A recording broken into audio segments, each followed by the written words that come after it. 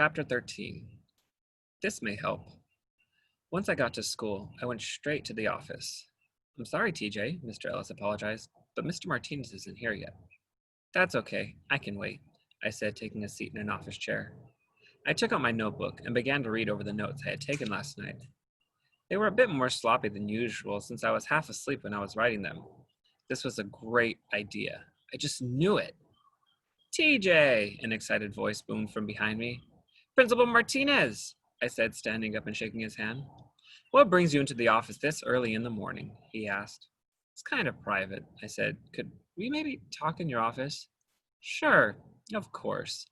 Right this way," he said, motioning for me to lead the way. "Hold any calls, Mr. Ellis." "Will do, Mr. Martinez," he said, giving a small head nod. "So, what can I help you with today?" Principal Martinez asked after closing the door behind him. "I'm not sure you heard about what happened with Victor yesterday," I said, placing my backpack on a chair at his round table. "I did," was his short answer. "So, Mrs. Garrison told you what happened in her office?" I asked. "She did," he answered in a concerned voice. "Good," I said. "I'm not sure I follow, TJ," Principal Martinez said, taking a seat at his round table.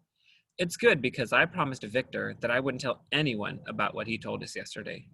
And since you already know, I don't break that promise," I said, opening my notebook to my great idea and placing it on the round table.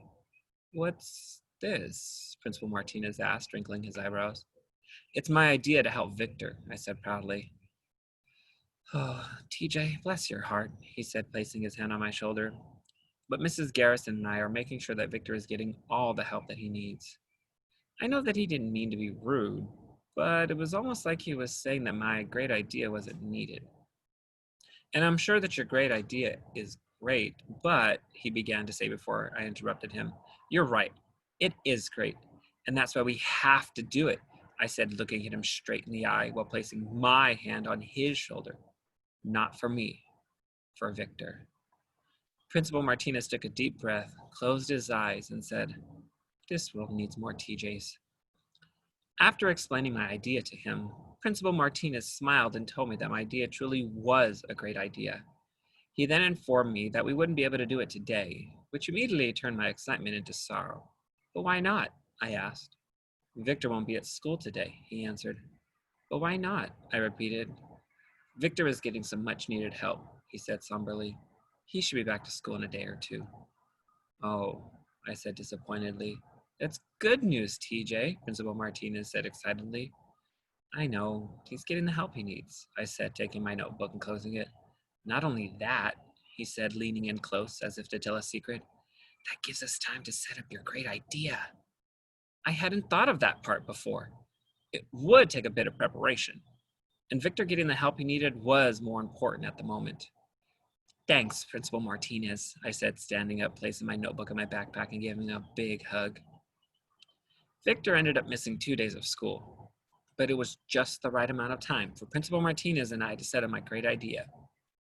Since Principal Martinez knew that Victor would be returning today, he asked all the teachers to show up to school 15 minutes earlier than usual. He had explained that what was going on and how what they were about to do might change Victor's life for the better. Principal Martinez had also spoken with Victor's mom and asked her to bring Victor to school early.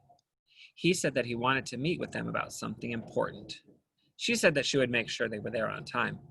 Of course, I had shared with my mom what my great idea was and how it was important for me to be early to school also. She said she was proud of me and made sure that I was up early enough to get to school before Victor did. When I got to school and entered the office, Mr. Ellis motioned for me to come behind the counter, so I did.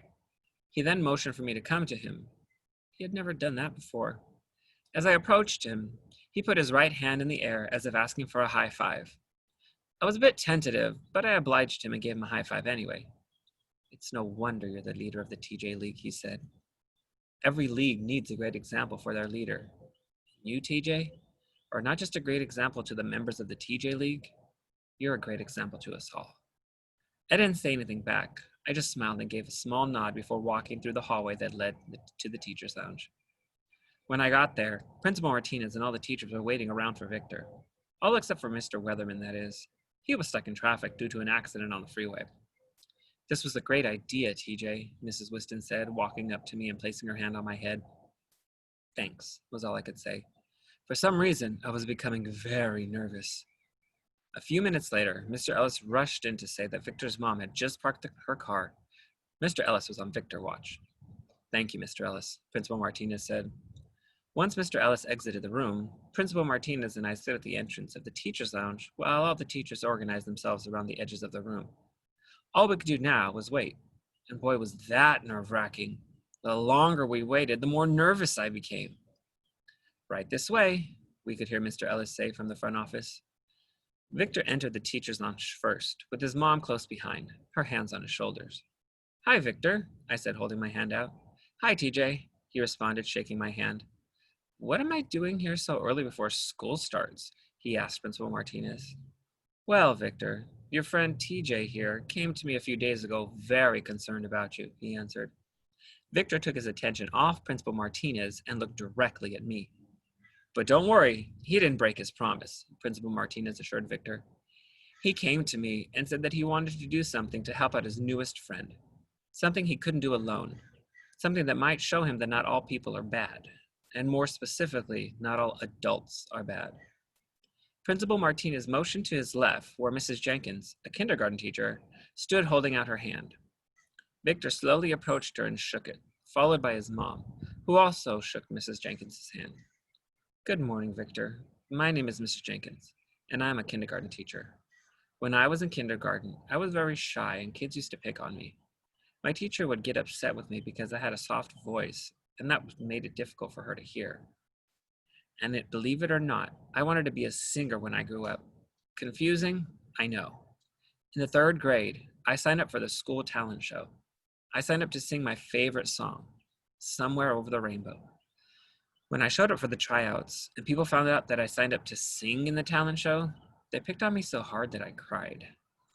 I went to the teacher in charge of the talent show and said that I was quitting the tryouts, but she wouldn't let me. She told me not to listen to those mean-spirited people and told me to sit next to her. She allowed me to regain my composure and even let me perform last. When it was my turn, I was so nervous that I couldn't sing. She told me to close my eyes and imagine that I was in my favorite place in the whole world. She then started the music again, and I began to sing my heart out. Not only did I amaze those kids who were making fun of me, I amazed the talent show teacher. She chose me to be the closing act of the talent show and told me that if I wanted to be a singer, that I should chase my dreams and not let anyone discourage me. But then why did you become a teacher? Victor asked. I became a teacher so that I could be like that talent show teacher. I wanted to be someone who could encourage kids to overcome, she answered with confidence. Mrs. Jenkins then motioned towards Mr. Thomas, who was standing right next to her. He held out his hand, and the handshaking continued. Hi, Victor. My name is Mr. Thomas, and I'm a 1st grade teacher. When I was in elementary school, I was always the shortest kid in my class. But you're so tall, Victor pointed out. Yes, Mr. Thomas chuckled, but it wasn't always that way. When I was in elementary school, I really liked sports, but I was so short, I wasn't very good at any, so I used to get picked on a lot. I was too short to be fast, too small to hit or kick hard, and worst of all, my favorite sport was basketball. I was so short that no matter how hard I tried, I just could not make a basket, not even if my life depended on it. Because of that, I was always chosen last. If I was even chosen at all, it really hurt when I wasn't chosen. When I was in middle school, our PE teacher, Mr. Carpena, announced that the school would be having basketball tryouts. I had never been on a team before, but I practiced at home every day so that I could make it the team. When I showed up for tryouts, boys started pointing at me and laughing. It really discouraged me, and Mr. Carpena noticed. He scolded them and said that if they couldn't be good sports, he wouldn't let them try out for the team. During tryouts, I couldn't keep up with the other boys. I couldn't make any three-pointers. I could barely hit the rim for free throws. By the end of the tryouts, I had decided that there was no way I had made the team. Little did I know it, but I had gotten the attention of Mr. Carpena. Before I was able to leave, he approached me and told me that I had the best drive and best skills of anyone at the tryouts. I pointed out that I hadn't made a single basket. He said that it didn't matter. The basketball was more than that. When he posted the results the following day, my name was at the top of the list as team captain. I was flabbergasted. When I asked him why he had chosen me as team captain, he said that I had the most spirit. My teammates weren't too happy to find out that I was their captain, but Mr. Carpena assured me that they would get over that soon enough.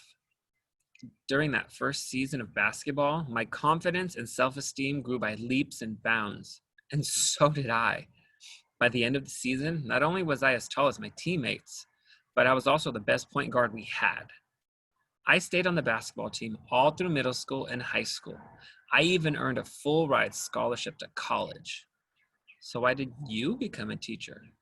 Victor asked. Because Mr. Carpena had made a great impact on my life. He showed me that things this world may see as a weakness, you can turn into your greatest strength. Mr. Thomas then motioned to his left, and the process continued. It took about 15 or 20 minutes, but Victor and his mom heard what every teacher had to say, and each one had a unique story about how they were negatively affected by the words and actions of people in their lives, but that it took just one person to see their potential to keep them going, to help them realize that the words and actions of other people don't determine who you are or who you'll one day become. And before he was even halfway through the line, Principal Martinez had to leave the room to fetch a box of tissues. After the last teacher offered their story, Victor's mom walked up to me and thanked me with tears in her eyes before hugging me. "You're welcome, ma'am. I just hope this helps," I said honestly. "This may help. It just might help," she said, turning to look at Victor, who was nodding his head gently.